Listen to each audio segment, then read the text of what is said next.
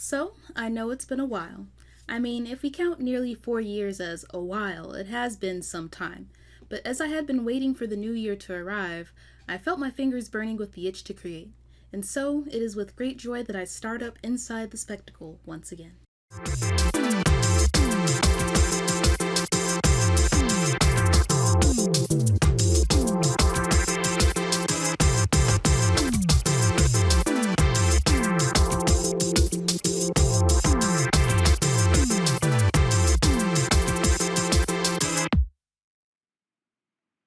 Just in case you don't remember, Inside the Spectacle is a series where I, a competitive player, give you my advice on how to improve in your everyday play. Granted, my competitive days had slowed to a lull for a multitude of reasons, but one of the main ones was burnout. And even though it's been several years since I've played competitive Splatoon and the skill ceiling is much higher than when I was in my prime, there are concepts that I can still teach you if you're getting into the game or needing that last little push to better your play. For those who don't know what burnout is, I'll explain it for you. Have you heard of the phrase burning a candle at both ends? A candle is only meant to be burnt at one end as to make it last as long as possible. Burning it from both ends will cause it to get used faster than necessary. That is how you explain burnout. It can apply to school, to work, or even your hobbies. It is essentially the physical, mental, or emotional exhaustion toward a certain concept in your life. Now, I am no therapist, not yet anyway, but I know a thing or two about burnout.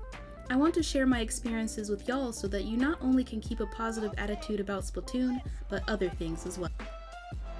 One thing that led to me burning the candle at both ends as far as Splatoon went was that I lost sight of why I was playing. I'm embarrassed to say that I bought Splatoon 1 because of a crush of mine was going to play it, and of course I wanted to be right there with them. But I found myself enjoying the game more and more. I had played Call of Duty split screen with my little brother, but never actually got to play online. As time went on, I found myself looking at more things online, and before you knew it, I stumbled upon the competitive community. Unfortunately, my humble beginnings were pretty rough, and as a result, I lost a lot of my confidence. Even though I was at the height of my skill, I didn't believe in myself.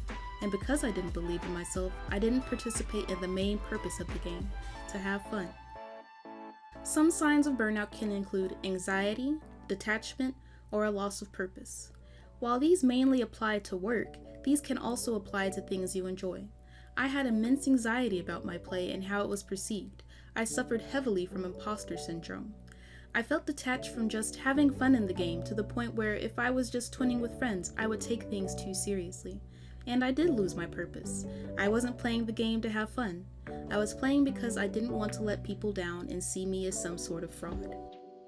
Every time you turn on your console, make sure you're getting ready to have fun. Whether your fun is goofing off with your friends in Turf War or being a tryhard in squads, as long as it is fun to you and to those around you, you can prolong your enjoyment of the game. Online gaming can bring some pretty and nasty emotions out of all of us. I won't lie, X-Rank turns me into a pretty toxic gamer. But now that I have learned more about myself, I'm able to see when I'm getting too wound up and need to cool off. It's okay to turn the game off for a minute and calm down. This leads me to my next point of making sure you're doing other things you enjoy and not just hyper-focusing on that one thing. You can break up the monotony of solo queue by playing with friends. And when you're playing with friends, you can both goof off and try weapons you both know you're terrible at. Now, I know a lot of you might be like me, you have one hyperfixation. You have this one thing you enjoy and you want to do it all the time. That's not necessarily bad, but you'll once again burn yourself out by doing it all the time. Even with the other game I used to take a break from Splatoon with, Final Fantasy XIV, after 3 years I started feeling burnout with that game because I would play it every day after work or school. It's good to give some love to any other hobbies you might enjoy on some days. Splatoon does require a bit more play to keep your muscle memory sharp, but there's no harm in using a week or two to chew through some games that have been sitting in your backlog waiting to be played. You can even take that time to learn a new hobby. Split up your time not just with things that you have to do like work, but with other things you enjoy. That way when you come back to that main thing, whether it's Splatoon or not, you can enjoy it as much as the first time you played it. While we've kind of touched on it in the past, back in my video of acknowledging your mistakes, you'll want to be mindful of your emotions when you play. Constantly feeling negative emotions when you play can make your subconscious begin to associate those negative feelings with the game. As I mentioned before, for a long time I had intense anxiety about my play and how I was perceived in the community. From what others have told me, I hid it pretty well. It doesn't change how as time went on how miserable I felt playing the game. I remember after Hanron had knocked us into losers at SNS 3, I had went to the back and cried because I felt I had failed. Even though I had performed well, did my best, all the negativity in my chest made me break down. I don't want that for you guys. I want you to always have a positive experience when you play the game. When I started picking up FF14 and playing less Splatoon, I gradually felt a little lighter. I needed all those years away from the game so I could have fun with it again. Toward the end of my time playing Splatoon 2, I had a terrible mindset. I felt that my teammates weren't up to my standards, that I was stuck in the middle of the pack, and yet when someone vouched for me into +1, I couldn't stay in, and that only fed further into my imposter syndrome, and in truth was probably the final nail in the coffin. Enjoy the game for what it is. I'm not saying be freakishly happy every time you do turn the game on, but be mindful of your mindset when you do play. It's okay to get frustrated with your teammates, to groan and sigh when they're messing up. What's not okay is when you're rage quitting, throwing your controller, or feeling legitimately depressed starting up the game. Remember that Splatoon is just a game just like any other. If you climbed up to S+ and get knocked back down, that's nothing to get upset over. If you lose in a tournament 3 times in a row, that's no reason to get upset. You got yourself up there once, you put yourself out there, and you can do it again. Now, while I said it's okay to get frustrated with your teammates, that isn't an excuse to be rude to them, especially if you're on a team.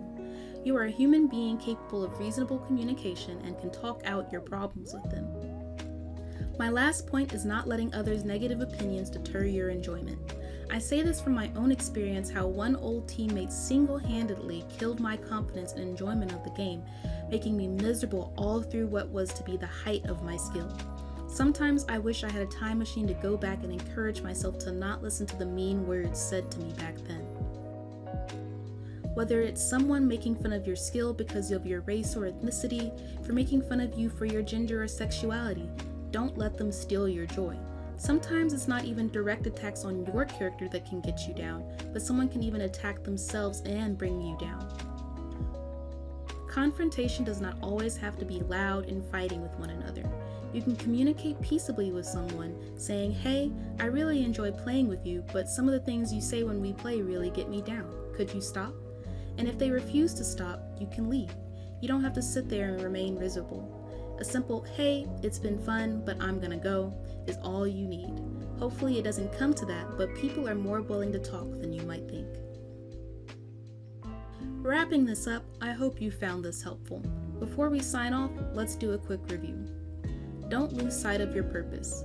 Whether it is to constantly improve, to goof off, to make content, don't lose sight of your goal, and make sure you enjoy it and are having fun. Remember to split your time doing other things every so often. Taking a break and playing another game or doing another hobby can help keep your main one feeling fresh and new. Be mindful of your emotions when you play. If you catch yourself getting really frustrated or angry or really sad and depressed, learn when you need to give yourself a break. And last, try not to let others' negative comments keep you from having fun.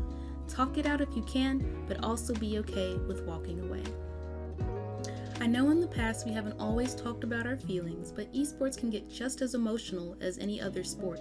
People pour blood, sweat, and tears into video games, so it's good to be more aware of mentality and how to keep a good one as we game. I hope you find this helpful, and hey, maybe in a few years I'll be able to come back and say that I am a therapist and this advice is certified. Until then, this has been Specter, and I'll see you in the next video.